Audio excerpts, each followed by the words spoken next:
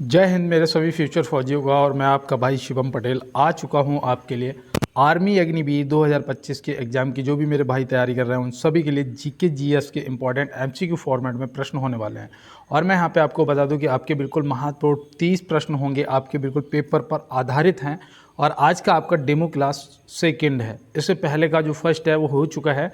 और जो भी मेरे दोस्त मेरे साथ में जुड़ेंगे वो सभी एक बार चैनल को सब्सक्राइब करेंगे, बेल आइकन दबा लेना, ताकि आपकी क्लास जो है रोज़ होने वाली है तो उसका नोटिफिकेशन आपको सबसे पहले मिल जाया करेगा। और अगर क्लास आपको पसंद आती है तो मेरे सभी छोटे बड़े भाई बहनों से मेरा रिक्वेस्ट है कि एक बार आप लाइक वाला बटन ज़रूर दबाएंगे। तो बिल्कुल, और चलते हैं, समय को बर्बाद नहीं करेंगे और अपनी क्लास की तरफ और देखते हैं आज क्या होने वाले हैं हमारे लिए कुछ खास प्रश्न। और जैसा कि मैं आपको बता दूं कि आपकी ये जो क्लास है ये परमानेंट होने वाली है, ठीक है ना। डेली आपकी ये क्लास हुआ करेगी। तो आप जितने भी दोस्त आर्मी की तैयारी कर रहे हैं, अग्निवीर की तैयारी कर रहे हैं, तो आप चाहे ट्रेडमैन के हों, चाहे जीटी की तैयारी कर रहे हो, चाहे नर्सिंग असिस्टेंट की कर रहे हो या फिर क्लर्क की कर रहे हो, तो आपके लिए आज की जो ये क्वेश्चन है इंपॉर्टेंट 30 क्वेश्चन वाकई में इंपॉर्टेंट होने वाले हैं। आप क्लास को पूरा देखेंगे और चलते हैं अपने प्रश्नों की तरफ। देखिए यहाँ पे प्रश्न दिया है कि बिहार राज्य का राजकीय वृक्ष कौन सा है। बिहार राज्य का राजकीय वृक्ष जो है आपका कौन सा है। तो आपके यहाँ पे जो राइट आंसर है वो क्या हो जाएगा, आप भी कमेंट बॉक्स में मेरे साथ में आंसर करते हुए चलेंगे। और यहाँ पे पीपल जो है ऑप्शन बी आपका क्या हो जाएगा, बिल्कुल राइट आंसर हो जाएगा। पहली चीज, नीम जो है ये याद रखना, ये आंध्र प्रदेश का है। किसका? आंध्र प्रदेश का। आंध्र प्रदेश से एक प्रश्न और पूछ लिया जाता है कि भाषा के आधार पर बनने वाला पहला राज्य कौन सा था, तो वो आंध्र प्रदेश था, जो कि 1953 में बना था। कब? 1953 में। तो बेटा ये आपके लिए काफ़ी इंपॉर्टेंट है। और हमारा जो राष्ट्रीय वृक्ष है वो बरगद है, तो ये भी आप ध्यान रखेंगे। तो बिल्कुल, और चलते हैं इसके साथ में अपने अगले प्रश्न की तरफ। और ये आपका जो क्लास है ना, ये मात्र आपका 20 से 25 मिनट का होता है ना। तो पूरा क्लास को वॉच करना है, क्योंकि यहाँ पे इंपॉर्टेंट आपको 30 प्रश्न मिलेंगे। जैसे कि मैं आपको पहले भी बता चुका हूँ कि मैंने आर्मी अग्निवीर का पेपर क्वालिफाई कर चुका हूँ मैं। और आपके लिए जो भी क्वेश्चन लेके आऊँगा वो वाकई में आपके लिए इंपॉर्टेंट होंगे। देखिए यहाँ दिया है, भारत में सबसे अधिक वन कौन से राज्य में पाए जाते हैं। भारत में सबसे अधिक जो वन हैं वो कौन से राज्य में पाए जाते हैं। तो याद रखना बेटा, सबसे ज़्यादा वन जो हैं वो मध्य प्रदेश में पाए जाते हैं। तो ऑप्शन ए यहाँ पे मध्य प्रदेश सही जवाब हो जाएगा। मध्य प्रदेश से एक चीज़ याद रखना जो कि मेरे पेपर में भी पूछा गया था, कि ऐसा कौन सा प्रदेश है जिसे सोया प्रदेश के नाम से जाना जाता है। कौन सा? सोया प्रदेश। तो सोयाबीन सबसे ज़्यादा यहाँ पे पैदा होता है। सोयाबीन में 42% प्रोटीन होती है ना, ये भी आप ध्यान रखना। तो सबसे ज़्यादा सोयाबीन पैदा होता है, इसलिए इस प्रदेश का नाम जो है वो सोया प्रदेश भी है। तो आप ध्यान रखेंगे ऑप्शन ए, मध्य प्रदेश में सबसे ज़्यादा जंगल पाए जाते हैं। तो चलते हैं इसके साथ में अपने अगले प्रश्न की तरफ। और देखिए यहाँ पे नेक्स्ट प्रश्न है कि भारत में कमल मंदिर कहाँ पर स्थित है। भारत में कमल मंदिर जो है वो आपका कहाँ पर स्थित है। तो आप इसका क्या करेंगे, सही जवाब। देखिए ये बिल्कुल सिलेक्टेड आपके लिए इंपॉर्टेंट, मोस्ट इंपॉर्टेंट प्रश्न है। हर एक प्रश्न आपके पेपर में पूछा जा सकता है। तो यहाँ पे याद रखना दोस्त, दिल्ली जो है आपका क्या हो जाएगा, राइट आंसर हो जाएगा। कमल मंदिर, जो कमल टेम्पल है, कमल मंदिर है, वो कहाँ पर है, तो याद रखना दोस्त, दिल्ली में स्थित है। तो बिल्कुल, और चलते हैं इसके साथ में अपने अगले प्रश्न की तरफ। देखिए यहाँ पे नेक्स्ट प्रश्न आपका दिया है कि निम्नलिखित में से काली नदी किसे कहा जाता है। इन नदियों में से आपको बताना है कि काली नदी किस नदी को कहा जाता है। तो आपका यहाँ पे जो सही जवाब है वो क्या हो जाएगा। मैं उम्मीद करता हूँ आपने कमेंट बॉक्स में बता दिया होगा अपना आंसर। और यहाँ पे आपने अगर शारदा नदी ऑप्शन सी को टिक करा है तो शारदा नदी यहाँ पे आपका सही जवाब हो जाएगा। और याद रखना, ये जो शारदा नदी है ये उत्तराखंड और उत्तर प्रदेश में बहती है। क्या? उत्तराखंड और उत्तर प्रदेश में बहती है, तो ये भी आप ध्यान रखेंगे। सबसे लंबी नदी पूछा जाएगा तो आपकी गंगा हो जाएगी। सबसे लंबी नदी जो है वो गंगा हो जाएगी, जिसकी लंबाई है 2525 किलोमीटर। कितना है? 2525 किलोमीटर। देखो 2525 है ना, 25 याद रखना। अगर आपसे पूछा जाएगा तो आप इजी तरीके से पेपर के अंदर बता देंगे। तो चलते हैं इसके साथ में अपने अगले प्रश्न की तरफ। देखिए दोस्त, यहाँ पे नेक्स्ट प्रश्न आपसे पूछा गया है कि विश्व की सबसे गहरी झील कौन सी है। विश्व की सबसे गहरी झील आपसे यहाँ पे पूछा जा रहा है। तो आप यहाँ पे क्या बताएंगे, आपका राइट आंसर जो है वो क्या हो जाएगा। तो याद रखना, इनमें से जो आपका ऑप्शन सी बैकाल झील है ये विश्व की सबसे गहरी झील है। और ये रूस के साइबेरिया में स्थित है। कहाँ पर? रूस के साइबेरिया में स्थित है। तो ये भी आप ध्यान रखेंगे। विश्व की सबसे लंबी नदी पूछी जाएगी तो आप क्या बताएंगे। तो याद रखना, सबसे लंबी नदी है नील, जिसकी लंबाई है 6,500 6,550 किलोमीटर, हाँ सही है, 6,550 किलोमीटर, तो ये भी आप याद रखेंगे, ठीक है ना। और मीठे पानी की सबसे बड़ी झील आपकी सुपीरियर है, ये भी आप ध्यान रखेंगे। तो बिल्कुल देखो, ये वो प्रश्न है जो हमारे पेपर में अक्सर हमसे पूछे जाते हैं। तो बिल्कुल, और चलते हैं इसके साथ में अपने अगले प्रश्न की तरफ। देखिए यहाँ पे बेटा नेक्स्ट प्रश्न दिया है, निम्नलिखित में से छोटा भारत कौन से शहर को कहा जाता है। छोटा भारत जो है वो कौन से शहर को कहा जाता है, तो आप यहाँ पे क्या बताएंगे, कोलकाता, दिल्ली या मुंबई। तो याद रखना बेटा, यहाँ पे जो आपका राइट आंसर है वो क्या हो जाएगा, तो वो बिल्कुल यहाँ पे सही जवाब आपका दिल्ली ऑप्शन बी हो जाएगा। क्या हो जाएगा, दिल्ली ऑप्शन बी आपका यहाँ पे बिल्कुल सही जवाब हो जाएगा। तो बिल्कुल, और चलते हैं इसके साथ में अपने अगले प्रश्न की तरफ। देखिए यहाँ पे दिया है, भारत में सर्वाधिक वर्षा वाला स्थान मासिन राम किस राज्य में स्थित है। भारत में सर्वाधिक वर्षा कहाँ होती है और सबसे कम वर्षा कहाँ होती है, ये दोनों प्रश्न आपसे पूछे जाते हैं, है ना। तो आप यहाँ पे क्या बताएंगे, तो मैं उम्मीद करता हूँ कि मासिन राम पूछा है ना, तो आप बहुत ही इजी तरीके से बता देंगे कि भैया ये मेघालय में स्थित है। कहाँ पर, मेघालय, ऑप्शन सी। सबसे कम वर्षा कहाँ पर होती है, तो वो होती है लेह में। सबसे कम वर्षा कहाँ होती है, वो होती है लेह में, जहाँ आप कुछ दिन बाद जॉब मिलने के बाद, वर्दी मिलने के बाद आप पोस्टिंग जाएंगे, है ना। तो बिल्कुल देखो, हर एक आर्मी लवर का, हर एक फ्यूचर फौजी का ये सपना होता है कि वो लेह में जाएगा, है ना। तो बिल्कुल दोस्त, मेरा भी है। और चलते हैं इसके साथ में अपने अगले प्रश्न की तरफ।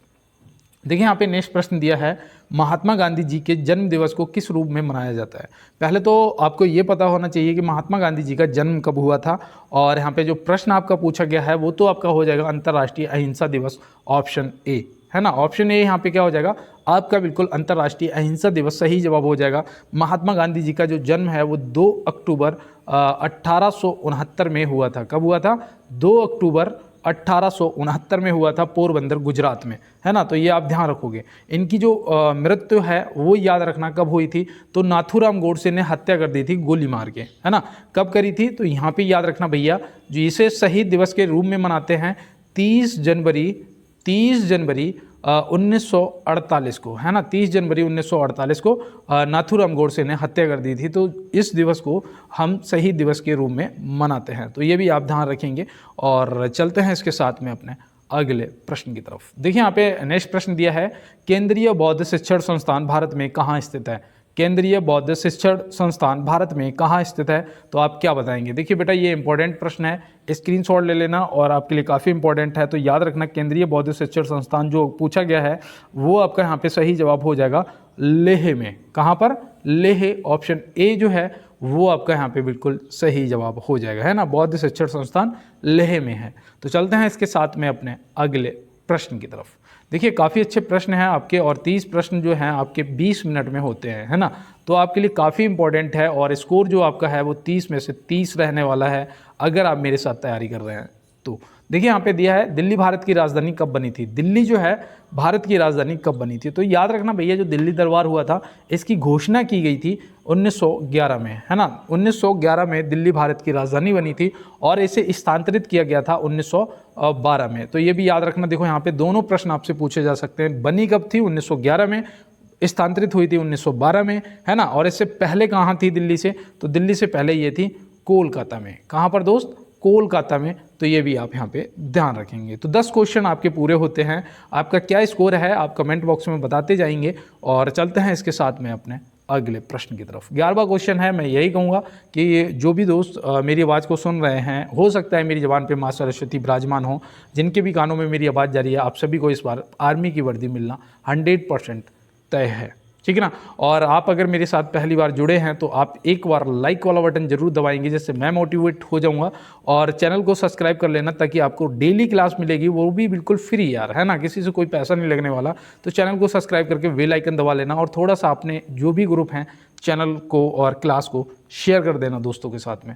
तो यहाँ पे पूछा है, निम्नलिखित में से सौर मंडल की खोज किसने की थी, तो यहाँ पे आपका राइट आंसर जो है वो क्या हो जाएगा। तो बिल्कुल मैं जैसे कि यहाँ पे नोट कर रहा था कि आपने कॉपरनिकस, ऑप्शन सी को, निकोलस कॉपरनिकस, बिल्कुल सही जवाब आपका ऑप्शन सी हो जाएगा। तो ये आप याद रखोगे। यहाँ पे जो इरोटोस्थनीज है, ऑप्शन बी, है ना, इरोटोस्थनीज है, ये याद रखना। ये भी देखो पूछा जाता है, ये भूगोल का जनक है ना, भूगोल का पिता या भूगोल का जनक किसे कहते हैं, तो इरोटोस्थनीज आप ध्यान रखेंगे। अरस्तु ने सर्वप्रथम माना था कि पृथ्वी जो है वो गोल होती है, है ना। सर्वप्रथम किसने कहा था?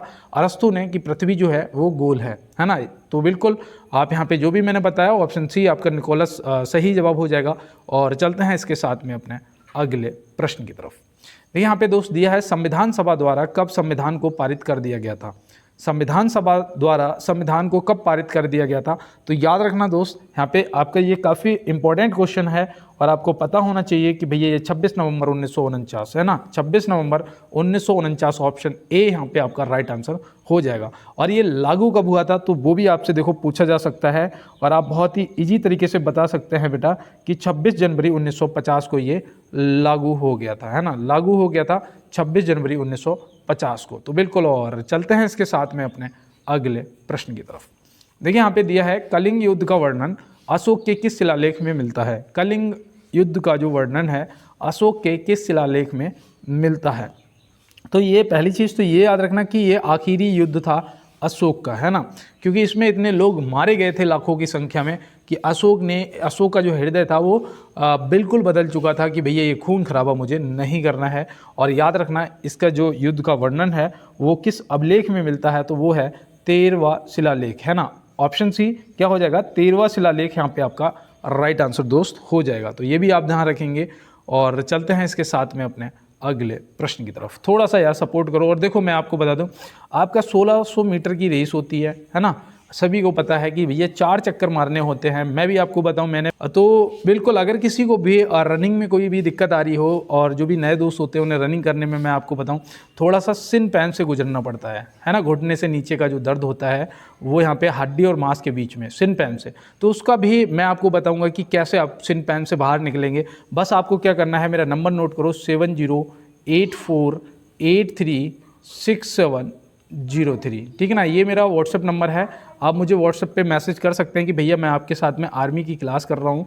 और अगर कोई भी दोस्त रनिंग की तैयारी करना चाहे या हाइट का आपका कोई इशू आ रहा है, हाइट कम है, ठीक है ना, रनिंग का, या फिर कोई दर्द आपको होता है या फिर आपकी सांस फूल जाती है। देखो सबसे बड़ा इशू यही होता है कि सांस फूल जाती है ना, या फिर सिन पैन कोई दर्द वगैरह होने लगता है। तो उसके लिए आप अगर मेरे पास आना चाहें रनिंग की तैयारी के लिए तो वो भी आ सकते हैं, बस मुझे व्हाट्सएप कर देना है, ठीक है ना दोस्त। और यहाँ पे चलिए अब चलते हैं अपने प्रश्न पे। और देखो यहाँ दिया है कि विश्व प्रसिद्ध पेंटिंग मोनालिसा किसकी कृति है? विश्व प्रसिद्ध पेंटिंग मोनालिसा किसकी कृति है? तो आप यहाँ पे क्या बताएंगे? तो याद रखना दोस्त, यहाँ पे आपका जो राइट आंसर है वो हो जाएगा Leonardo da Vinci, option A. क्या हो जाएगा? Leonardo da Vinci, option A यहाँ पे आपका बिल्कुल राइट आंसर दोस्त हो जाएगा।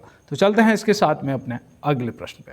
देखिए यहाँ पे प्रश्न दिया गया है कि महाभारत के रचयिता निम्न में से कौन है? महाभारत के रचयिता निम्न में से कौन है? तो यहाँ पे आप क्या बताएंगे? आपका क्या होगा सही जवाब?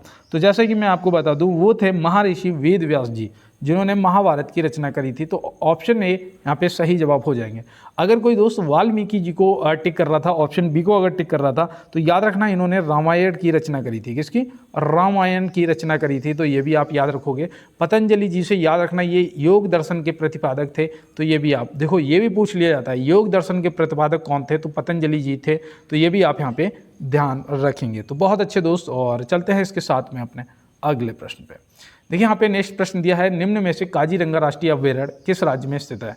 निम्न में से काजीरंगा राष्ट्रीय अभयारण्य किस राज्य में स्थित है? तो यहाँ पे आप क्या बताएंगे? तो बिल्कुल यहाँ पे मैं उम्मीद कर रहा हूँ कि आपने ऑप्शन सी असम को टिक करा होगा। ऑप्शन सी असम को टिक करा होगा। तो यहाँ पे असम आपका सही जवाब हो जाएगा। गिर और नल सरोवर, है ना, नल सरोवर और गिर, ये दोनों आपके जो राष्ट्रीय उद्यान हैं ये कहाँ पर हैं? तो ये गुजरात में है। ये भी आप ध्यान रखोगे। और चंद्रप्रभा और दुधवा नेशनल पार्क, है ना, ये आपके दोनों उत्तर प्रदेश में है। चंद्रप्रभा और दुधवा नेशनल पार्क ये आपके उत्तर प्रदेश में है। और प्रश्न का जवाब यहाँ पे असम जो है वो क्या हो जाएगा? आपका बिल्कुल राइट आंसर हो जाएगा। तो बहुत अच्छे दोस्त, बहुत अच्छी तैयारी आप सभी की हो रही है। और चलते हैं इसके साथ में अपने अगले प्रश्न पे। देखिए यहाँ पे नेक्स्ट प्रश्न दिया है कि छत्तीसगढ़ राज्य की स्थापना किस तिथि को हुई थी? छत्तीसगढ़ राज्य की स्थापना किस तिथि को हुई थी? तो आप यहाँ पे क्या बताएंगे? और मैं आपको बता दूं, अगर आप अप लेवल पढ़ना चाहते हैं तो शाम को मेरी 8:30 बजे क्लास लाइव होती है। 8:30 बजे आपकी जो क्लास है वो लाइव क्लास होती है। तो आप सभी लाइव क्लास में ऐड हो जाया करो। शाम को 8:30 बजे आ जाया करो। अगर आपने चैनल को सब्सक्राइब करके बेल आइकन दबा रखा है तो नोटिफिकेशन आपको मिल जाता होगा, है ना। तो बिल्कुल, और कहते हैं कि परों को खोल जमाना उड़ान देखता है, परों को खोल जमाना उड़ान देखता है, जमी पे बैठ के क्या आसमान दिखता है। तो बिल्कुल दोस्त, और इस बार उड़ान आपकी बेहतर होगी, कौवे आपकी उड़ान को नहीं रोक सकते क्योंकि आप बाज हैं, है ना। बाज की उड़ान को कौवे कभी नहीं रोक सकते। तो बिल्कुल, और देखो यहाँ पे दिया है छत्तीसगढ़ राज्य की स्थापना किस तिथि को हुई थी। तो याद रखना, देखो दोस्त, यहाँ पे मैं बिल्कुल सीरीज में आपको बताऊंगा। ऑप्शन ए 1 नवंबर 2000 हो जाएगा। उत्तराखंड की 9 नवंबर को हुई थी, ये भी याद रखना। छत्तीसगढ़ जो था वो 26वां राज्य बना था, है ना। 26वां राज्य बना था, कौन सा? छत्तीसगढ़। 27वां आपका उत्तराखंड 9 नवंबर 2000 को, और 15 नवंबर को आपका झारखंड। तो ये तीनों राज्य आप याद रखेंगे, है ना। 1 नवंबर, 9 नवंबर और 15 नवंबर, और तीनों का स्थापना वर्ष 2000 है सन। तो ये भी आप यहाँ पे ध्यान रखेंगे। और चलते हैं इसके साथ में अपने अगले प्रश्न की तरफ। देखिए यहाँ पे दोस्त नेक्स्ट प्रश्न दिया है कि बिहार का महापर्व किसे कहा जाता है। बिहार का महापर्व किसे कहा जाता है, तो आप यहाँ पे क्या बताएंगे। बहुत ही इजी क्वेश्चन है, लेकिन आपसे पेपर के अंदर पूछ लिया जाएगा तो आप बहुत ही इजी तरीके से इसका आंसर भी कर देंगे। और साइंस के जो क्वेश्चन है वो भी आपको बहुत जल्दी मिलेंगे। तो यहाँ पे छठ पर्व ऑप्शन ए जो है आपका सही जवाब हो जाएगा। रंगोली कहाँ पर मनाई जाती है दोस्त? महाराष्ट्र में मनाई जाती है। ये भी देखो याद रखना, विदेशीय नृत्य ये विदेशीय जो है ये नृत्य है, और ये भी बिहार से संबंधित है ना। ये भी बिहार से संबंधित है। तो बिल्कुल आप ध्यान रखेंगे, और ऑप्शन ए छठ पर्व यहाँ पे आपका सही जवाब हो जाएगा। तो बिल्कुल, और चलते हैं इसके साथ में अपने अगले प्रश्न की तरफ। देखिए यहाँ पे दोस्त दिया है हरियाणा के सबसे बड़ा नगर का नाम क्या है। हरियाणा के सबसे बड़े नगर का नाम यहाँ पे आपसे पूछा गया है, तो आप क्या बताएंगे। कुछ दोस्त यहाँ पे गुरुग्राम मतलब गुड़गांव को टिक करेंगे, कुछ दोस्त यहाँ पे हिसार को टिक करेंगे, लेकिन यहाँ पे सही जवाब आपका फरीदाबाद ऑप्शन सी हो जाएगा। क्या हो जाएगा? फरीदाबाद यहाँ पे आपका जो है राइट आंसर दोस्त हो जाएगा। तो बहुत अच्छे, अगर आपने फरीदाबाद को टिक करा है। और चलते हैं इसके साथ में अपने अगले प्रश्न पे। अगर कोई भी 1600 मीटर की तैयारी के लिए मेरे पास आना चाहे तो आप मैंने अपना कॉन्टैक्ट नंबर आपको दे दिया है 7084 63 67 03, है ना। ये मेरा व्हाट्सएप नंबर है, आप मुझे व्हाट्सएप कर सकते हैं कि भैया मुझे आना है। तो बिल्कुल दोस्त, और बहुत जल्दी आपका जो बैच है 1600 मीटर का स्टार्ट होने वाला है। तो सभी दोस्त जो है एकदम से आ जाइएगा और ज्वाइन कर लो, ठीक है ना। और आपकी बेहतर तैयारी करेंगे, जो आपको सिर्फ पास के लिए नहीं, एक्सीलेंट की तैयारी करेंगे, है ना। एक्सीलेंट रेस की तैयारी होगी, पास का कोई कॉलम नहीं होगा। लेकिन गारंटी ये है कि आप अगर 15 दिन मेरे पास रुकेंगे तो 16वें दिन मैं नहीं, आप कहेंगे कि आपका सिलेक्शन अब कोई रोक नहीं सकता है, ठीक है ना दोस्त। 15 दिन अगर आप घर पे भाग गए तो फिर बात अलग है। देखो यहाँ पे दिया है परमाणु बम में कौन सा सिद्धांत कार्य करता है। परमाणु बम में कौन सा कार्य सिद्धांत करता है, तो भैया याद रखना ये कौन सा परमाणु बम में कौन सा सिद्धांत कार्य करता है। माफ़ी चाहता हूँ मैं, यहाँ पे क्वेश्चन थोड़ा घुमा के पड़ गया था। और यहाँ पे जो आपका राइट आंसर है वो याद रखना, परमाणु बम नाभिकीय विखंडन, ऑप्शन ए सही जवाब हो जाएगा। नाभिकीय संलयन पर हाइड्रोजन बम कार्य करता है, कौन सा? Hydrogen bomb. परमाणु बम नाभिकीय विखंडन, हाइड्रोजन बम नाभिकीय संलयन, और सूर्य जो है वो भी नाभिकीय संलयन पर कार्य करता है। सूर्य जो है वो भी आपका नाभिकीय संलयन पर कार्य करता है। तो ये भी आप ध्यान रखेंगे। तो बिल्कुल, और चलते हैं इसके साथ में अपने अगले प्रश्न की तरफ। देखिए यहाँ पे दिया है HTTP का पूर्ण रूप क्या होता है। HTTP का पूर्ण रूप क्या होता है, ये आपसे पूछे जाएंगे। WW का पूर्ण रूप पूछा जाएगा। तो यहाँ पे याद रखना, hypertext transfer protocol, option C, है ना। Hypertext transfer protocol, option C यहाँ पे आपका सही जवाब हो जाएगा। वर्ल्ड वाइड वेब जो है ये याद रखना, कोई भी साइट ढूंढते हो तो ऐसे करते हो ना, www, है ना, डॉट, फिर उसके बाद ये HTTP लिखते हो, फिर साइट का नाम। तो याद रखना जो www है ये वर्ल्ड वाइड वेब है, तो ये भी आप ध्यान रखोगे। और ऑटोमेटेड टेलर मशीन जो है ये याद रखना, ये फुल फॉर्म होता है ATM का। जो ATM मशीन होती है ना, उसका फुल फॉर्म होता है ऑटोमेटेड टेलर मशीन। तो ये भी आप यहाँ पे ध्यान रखेंगे, बहुत अच्छे। और चलते हैं इसके साथ में अपने अगले प्रश्न की तरफ। देखिए यहाँ पे नेक्स्ट प्रश्न दिया है कि संसार का सबसे ऊंचा जलप्रपात कौन सा है। संसार का सबसे ऊंचा जलप्रपात जो है वो कौन सा है, तो आप यहाँ पे क्या बताएंगे। तो बिल्कुल मैं यहाँ पे उम्मीद कर रहा हूँ कि आपका जो एंजल जलप्रपात है वो आप यहाँ पे टिक करेंगे। एंजल फॉल्स, है ना, ऑप्शन बी एंजल जलप्रपात यहाँ पे आपका सही जवाब हो जाएगा, जो कि वेनेजुएला में स्थित है। कहाँ पर? वेनेजुएला में स्थित है। तो ये भी आप ध्यान रखेंगे, बहुत अच्छे दोस्त। और चलते हैं इसके साथ में अपने अगले प्रश्न की तरफ। देखिए दोस्त यहाँ पे नेक्स्ट प्रश्न दिया है कि पटना का ऐतिहासिक नाम क्या था। पटना का ऐतिहासिक नाम क्या था। देखिए ये प्रश्न भी मैं आपको बताऊँ आर्मी में पूछा जाता है। और अगर आप मेरे साथ में स्टैटिक जीके की बढ़िया तैयारी कर रहे हैं, अगर स्टैटिक जीके की तैयारी कर रहे हैं तो आपकी बहुत बढ़िया तैयारी हो रही है। बस क्या है, आप मेरे साथ बने रहिएगा। मैं आपको साइंस के भी क्वेश्चन कराऊंगा। बस क्या है, अभी थोड़े से दोस्त क्लास को कम वॉच कर रहे हैं। जिस दिन भी आपने 100 व्यूज करा दिए उस दिन आपको 15 क्वेश्चन आपके जीके के और 15 आपके जीएस के, है ना। तो बिल्कुल, और देखो यहाँ पे पटना का ऐतिहासिक नाम पूछा गया है, तो आप बताएंगे भैया पाटलिपुत्र, ऑप्शन बी था, क्या था, पाटलिपुत्र। अवंतिका जो है ये किसका पुराना नाम है, तो ये भैया उज्जैन का पुराना नाम है, किसका, उज्जैन का पुराना नाम अवंतिका है। साकेत जो है ये किसका पुराना नाम है, तो ये अयोध्या का पुराना नाम है, किसका, अयोध्या का, जो कि सरयू नदी के किनारे स्थित है। ये भी पूछे जाते हैं आपसे, ये भी पूछा जाएगा कि भैया गोमती नदी के किनारे कौन सा शहर स्थित है ना, तो आप बता दोगे लखनऊ। अगर आपसे पूछा जाएगा मूसी नदी के किनारे, तो आप हैदराबाद बता दोगे। तो ऐसे आपसे ये भी प्रश्न पूछे जाते हैं। चलते हैं अपने अगले प्रश्न की तरफ। देखिए यहाँ पे दिया है संसार की सबसे बड़ी झील कौन सी है। अभी आपसे क्या पूछा था, सबसे गहरी झील पूछा था, अब यहाँ पे सबसे बड़ी झील पूछा है, तो आप यहाँ पे क्या बताएंगे। तो बिल्कुल मैं यहाँ पे उम्मीद कर रहा था कि आप जो है कैस्पियन सागर ऑप्शन ए को टिक करेंगे। संसार की पूछी है तो कैस्पियन सागर हो जाएगा। देखिए ये चिल्का झील है, ये खारे पानी की झील है, और ये कहाँ पर स्थित है, तो ये याद रखना भैया उड़ीसा में स्थित है। कहाँ पर, उड़ीसा में स्थित है, तो ये भी आप ध्यान रखेंगे। बुलर झील जो है ये मीठे पानी की झील है, और ये कहाँ पर स्थित है, तो ये भी आप याद रखेंगे, ये आपकी जम्मू कश्मीर में स्थित है। कहाँ पर, जम्मू कश्मीर में स्थित है, तो ये भी आप ध्यान रखेंगे। बहुत अच्छे दोस्त, इसी तरीके से आपको सभी प्रश्नों का जवाब जो है कमेंट बॉक्स में करते रहना है। और चलते हैं अपने अगले प्रश्न पे। देखो यहाँ दिया है बैंकिंग क्षेत्र किस क्षेत्र के अंतर्गत आता है। बैंकिंग क्षेत्र जो है किस क्षेत्र के अंतर्गत आता है, तो यहाँ पे आपका जो राइट आंसर है वो क्या हो जाएगा। देखिए इसका आंसर जो है बिल्कुल राइट करना है आपको, और आपने अगर सेवा क्षेत्र ऑप्शन बी को यहाँ पे सेवा को टिक करा है, तो ऑप्शन बी यहाँ पे आपका सेवा क्षेत्र जो है क्या हो जाएगा दोस्त, बिल्कुल राइट आंसर हो जाएगा। तो बिल्कुल, और चलते हैं इसके साथ में अपने अगले प्रश्न पे। देखिए यहाँ पे दोस्त दिया है भारतीय स्टेट बैंक का पुराना नाम क्या था। भारतीय स्टेट बैंक का पुराना नाम आपसे पूछा गया है, तो आप यहाँ पे क्या बताएंगे। देखो भारतीय स्टेट बैंक का जो पुराना नाम था वो था इंपीरियल बैंक ऑफ इंडिया, है ना। Option A imperial bank of India, जिसे अब बदल के 1955 में, है ना, कब, 1955 में क्या कर दिया गया, SBI state bank of India कर दिया गया। तो आप ध्यान रखेंगे यहाँ पे सही जवाब जो आपका है ऑप्शन ए हो जाएगा। तो बहुत अच्छे दोस्तों, और चलते हैं इसके साथ में अपने अगले प्रश्न की तरफ। तो यहाँ पे नेक्स्ट प्रश्न दिया है कंप्यूटर साक्षरता दिवस कब मनाया जाता है। साक्षरता दिवस आपसे जरूर पूछे जाते हैं, और आप क्या बताएंगे, तो आपका जो यहाँ पे राइट आंसर हो एक बार कमेंट बॉक्स में करो। और मैं आपको बताऊं कि मैंने पेपर के अंदर दोस्त 50 में से 43 क्वेश्चन बिल्कुल राइट करे थे, और PDF में मेरा नाम भी आया था। अगर आप कहोगे तो मैं आपको वो PDF भी दिखा सकता हूँ कि मेरा नाम PDF में जो आया था, है ना।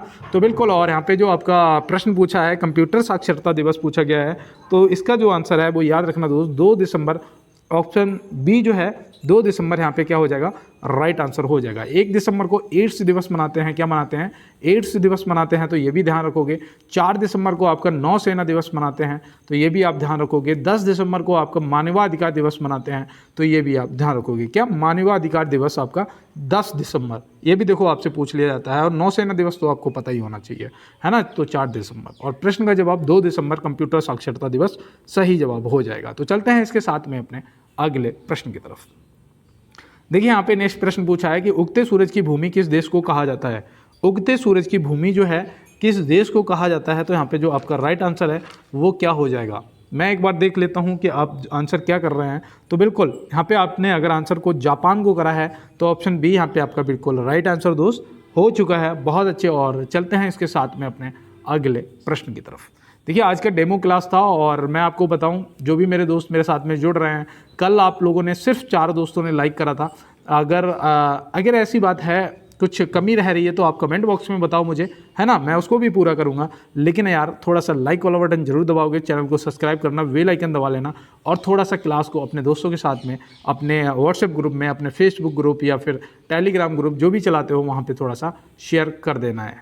तो बिल्कुल, और अगर कोई 1600 मीटर की तैयारी करना चाहे तो मेरे साथ में आ सकता है ना, मेरे पास आ सकता है, मैं आपकी बिल्कुल तैयारी करवा दूंगा। और दूसरा आप ध्यान रखना कि जो आप 15 दिन अगर यहाँ पे मेरे पास रुक गए तो आपका फिर रेस तो क्लियर है, ठीक है ना। और सबसे ज़्यादा जो टेंशन होती है वो दोस्तों को रेस की ही होती है, ये भी सत्य है। तो यहाँ दिया है विश्व का सबसे बड़ा देश कौन सा है, तो आप क्या बताएंगे, विश्व का सबसे बड़ा देश कौन सा है, तो सही जवाब आपका रूस हो जाएगा। क्षेत्रफल की दृष्टि से सबसे बड़ा जो देश है वो आपका रूस है। भारत जो है वो 7वें स्थान पे आता है, ठीक है ना, जिसमें आप बोल सकते हैं कि क्षेत्रफल की दृष्टि में 2.4% है। कितना, 2.4% अपना भारत है। तो ऐसे भी आप ध्यान रखेंगे। तो बहुत अच्छे, और चलते हैं इसके साथ में अपने अगले प्रश्न पे। देखिए यहाँ पे नेक्स्ट प्रश्न आपको पूछा गया है कि कान्हा राष्ट्रीय उद्यान किस राज्य में स्थित है।